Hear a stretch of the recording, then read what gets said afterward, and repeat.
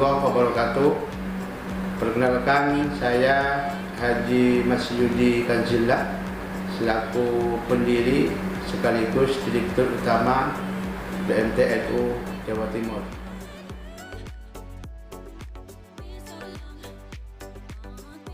Sebenarnya BMT.NU ini didirikan oleh MBC.NU Gapura. Waktu itu saya diamanati oleh MBC.NU Gapura sebagai Ketua Lembaga Perekonomian MBC.NU Gapura. Dari situ saya membuat sebuah program, membuat beberapa strategi bagaimana meningkatkan kesejahteraan warga NU. Ya, waktu itu banyak masyarakat di Kecamatan Gapura yang hasil tanam tembakaunya itu tidak lagi bersahabat harganya. Kemudian di sisi lain banyak yang menjadi korban praktek rentenir. Waktu itu saya sempat melakukan survei bahwa ada sekitar 3.525 warga NU di Kecamatan Gapura yang dia pinjam uang 100.000, kemudian mendapatkan pinjaman 90.000, tapi setiap hari membayarnya 5.000, sehingga satu bulan itu 150.000 yang dia bayarkan dari pinjaman 90.000. Berarti bunganya itu adalah 60.000, berarti di atas 50% dalam satu bulan. Sehingga kita berpikir waktu itu bagaimana kemudian usaha mereka itu akan berkembang kalau banyak praktek seperti ini. Maka kemudian ada beberapa gagasan bagaimana kita mengurangi praktek rentenir ini yang waktu itu dikenal dengan Bank Nyakanyak gitu. Jadi di Gapura itu disebut dengan Bank Nyakanyak gitu. Nah, sehingga muncullah gagasan untuk mendirikan lembaga keuangan berbasis syariah. Nah, tepatnya tanggal 1 Juli 2004 kita resmi mendirikan BMT.NU ini, yang waktu itu modal awalnya 400.000, kemudian yang mau menabung dan bergabung dengan BMT.NU dari 37 orang menyusut menjadi 17 orang. Kalau waktu itu masyarakat masih belum percaya dengan akan keberlangsungan BMT.NU, apalagi banyak di beberapa tempat banyak yang koperasi itu tidak mudah berkembang, sehingga banyak yang trauma.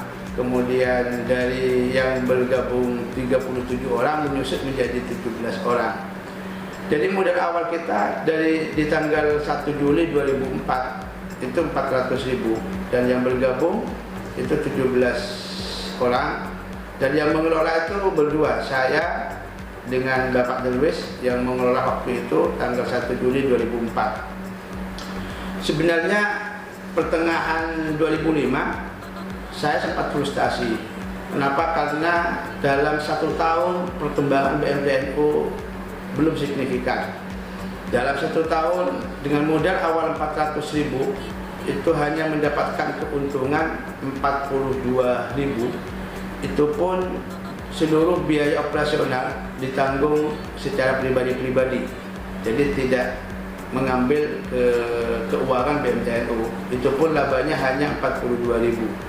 Tapi di tengah-tengah kami frustasi ketika kami memberikan pinjaman kepada 4 orang ibu-ibu dari pedagang tikar, kemudian penjual soto, kemudian penjual ikan. Saya kasih pinjaman 200.000, mereka menangis. Nah, setelah saya tanya, ibu kok menangis? Jawabannya ibu-ibu ini, saya nangisnya bukan sedih, tapi saya nangisnya terharu. Kok baru kali ini ada yang peduli kepada saya, padahal saya ini sudah lebih 3 tahun tidak bisa melepaskan dari jeratan rentenir. Nah, tangisan 4 orang ibu-ibu inilah yang memunculkan semangat juang kami yang awalnya frustasi berbalik 180 derajat untuk terus mengembangkan BMT.NU. Apapun yang terjadi, apapun tantangannya, apapun risikonya, kami harus terus mengembangkan BMT.NU. Tangisan ibu-ibu inilah yang membuat kami jadi frustasi, semangat juang kami kembali lagi. Alhamdulillah tahun 2007 baru mendapatkan kepercayaan. Jadi dari 2004 sampai 2007, 3 tahun itu jatuh bangun. 2007 baru mendapatkan kepercayaan, sehingga asetnya BMTNU waktu itu tahun 2007 itu sudah mencapai 107 juta dari 400.000. Alhamdulillah, berbicara masalah jumlah cabang sampai saat ini kita sudah memiliki 88 kantor cabang di 10 kabupaten. Di 10 kabupaten, kalau di Madura ini ada 42, kemudian di luar Madura ada 46, sehingga semuanya itu adalah 88. Kalau kita rinci, di Sumeneb itu ada 19 cabang, Pamekasan ada 7, Sampang 8, Bangkalan 8, kemudian Lumajang 3, Probolinggo juga 3, Jember ada 9, kemudian Bondowoso ada 11, Situbondo 13, Banyuwangi ada 7, sehingga totalnya sampai dengan 31 Desember 2021 kita sudah memiliki 88 kantor cabang di 10 kabupaten di Jawa Timur. Dan alhamdulillah aset yang kita miliki sampai saat ini sudah mencapai 514 miliar dari 400.000.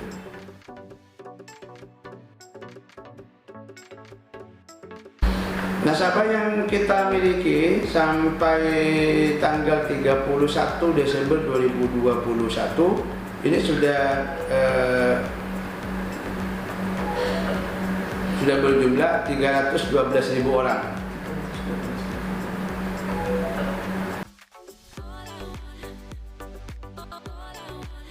Pertama itu berbentuk tabungan.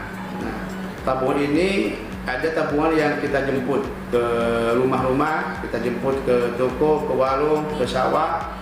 Ada juga masyarakat yang nabung langsung ke kantor-kantor yang ada kantor cabangnya. Nah, tabungan ini tentu karena kita pola syariah, sistemnya adalah bagi hasil. Nah, karena bagi hasil, maka jasa tabungan yang mereka terima setiap bulan itu tentu tidak sama, tergantung laba BMTNU secara keseluruhan.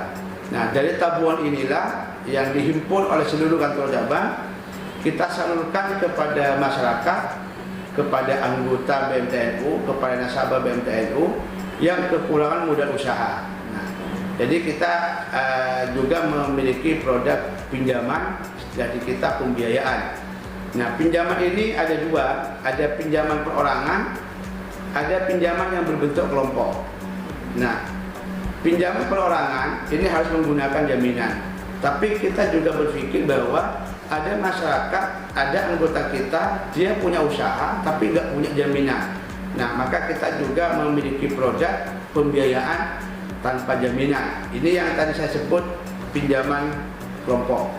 Nah, di samping pinjaman perorangan dan pinjaman kelompok, kita juga punya produk yaitu gadai emas dan barang berharga lainnya. Biasanya yang paling banyak diminati dari produk-produk itu apa, Pak? Ya, kalau tabungan itu yang banyak diminati tabungan mudharabah atau tabah. Tabah ini sebuah tabungan yang bisa diambil kapan saja. Nah, kalau dari segi pembiayaan, dari segi pinjaman yang banyak itu gadai emas juga banyak. Kemudian pinjaman kelompok yang tanpa jaminan itu juga banyak peminatnya.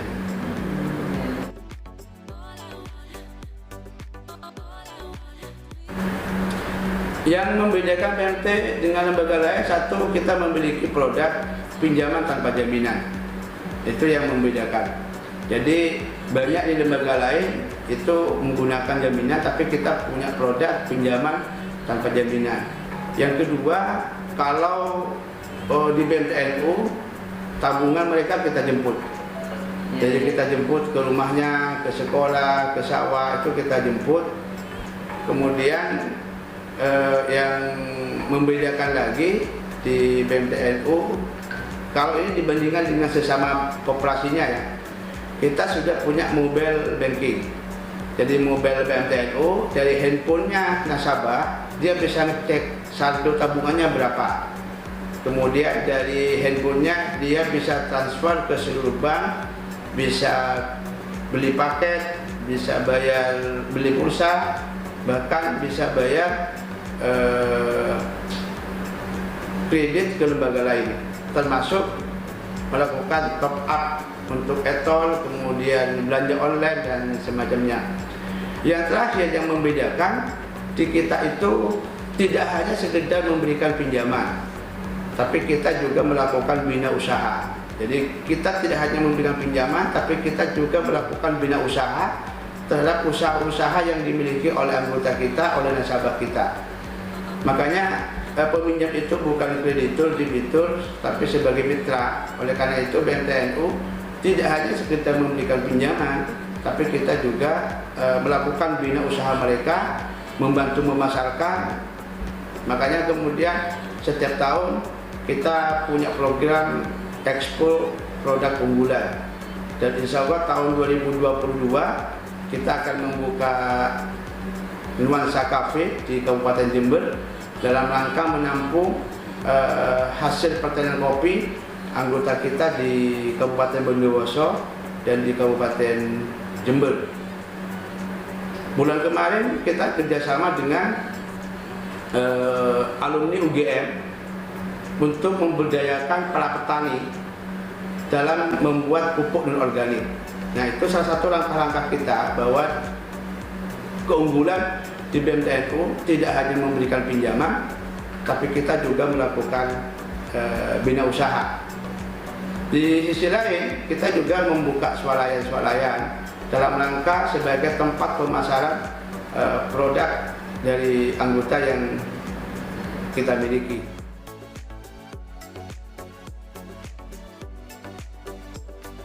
Jadi BMT ini namanya Baitul Mal wa Tamwil. Nah, Baitul Mal itu merupakan lembaga sosial. Jadi kita juga bergerak tidak hanya di bidang finansial, tapi juga bergerak di bidang sosial.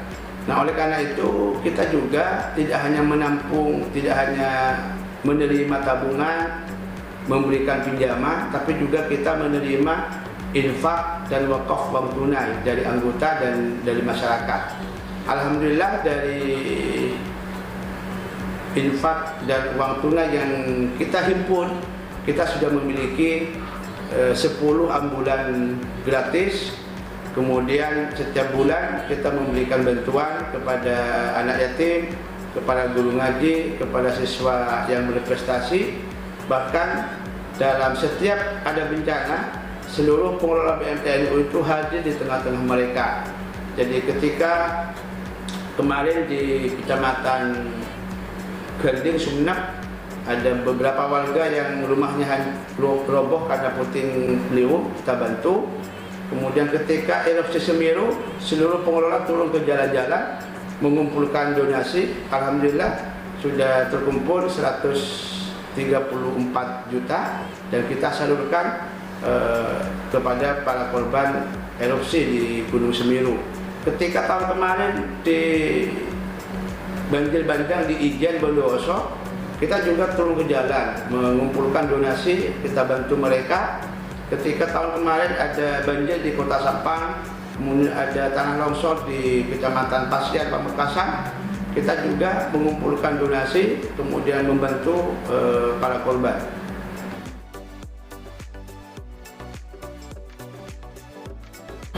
Untuk 2022, terobosan yang akan kita lakukan, pertama kita akan meningkatkan digitalisasi keuangan kita. Nah, salah satunya bagaimana dari BMTNU, dari aplikasi BMTNU itu tidak hanya bisa tidak hanya bisa kirim uang antar BMTNU, tapi juga bisa kirim uang ke seluruh perbankan. Kemudian dari perbankan itu, dari nomor rekening bank itu bisa ngirim ke nomor rekening yang ada di BMTNU. Itu sedang kita godok, sedang kita analisa, dan insya Allah itu akan kita lakukan pada tahun 2022. Yang kedua, kita akan lebih memaksimalkan bina usaha yang dimiliki oleh anggota dalam rangka membantu memasarkan dan semacamnya. Demikian yang bisa saya sampaikan, semoga bermanfaat. Assalamualaikum warahmatullahi wabarakatuh. Waalaikumsalam.